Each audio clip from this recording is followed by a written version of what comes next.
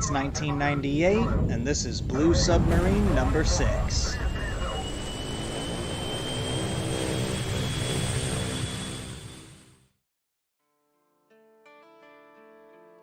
There are stories in which characters propel their world, and stories in which the world propels its characters, and for better or worse, Blue Submarine number 6 is very much the latter.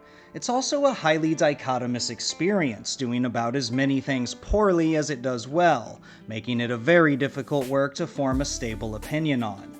The soundtrack is fantastic, but occasionally out of place. The overarching plot is utterly derivative, but far from boring.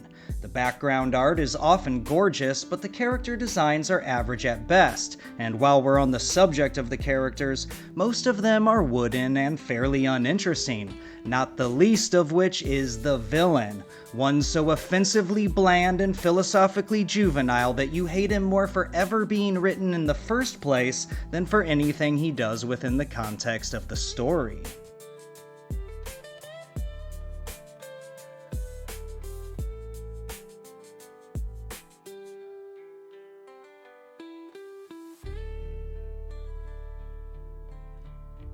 Blue Submarine number 6 takes place in a post-apocalyptic future in which a mad scientist named Zorndike has melted the ice caps and flooded the planet, forcing humanity to the very brink of extinction.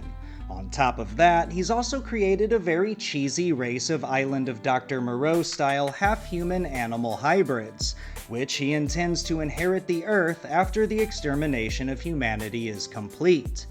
Enter Blue Submarine number 6 and her crew, one of the last bastions of hope in the massive zero-sum naval war against Zorndike and his creations. As the Blue Fleet enters the final stages of the global conflict and strange new bonds are formed, however, one man begins to wonder if mutual destruction is really the only path forward.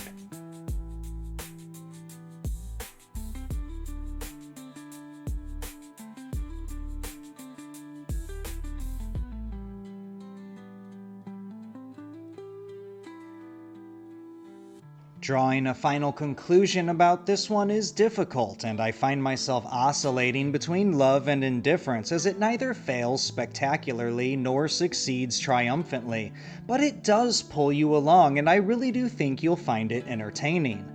Sure, it commits some classic atrocities like mixing CGI with 2D animation and relying on cheap Japanese notions of environmentalism and pacifism that are beyond tired by this point, but the pacing is great, and I think watched as a movie, the 4 parts come together quite well and make for a great Friday night viewing.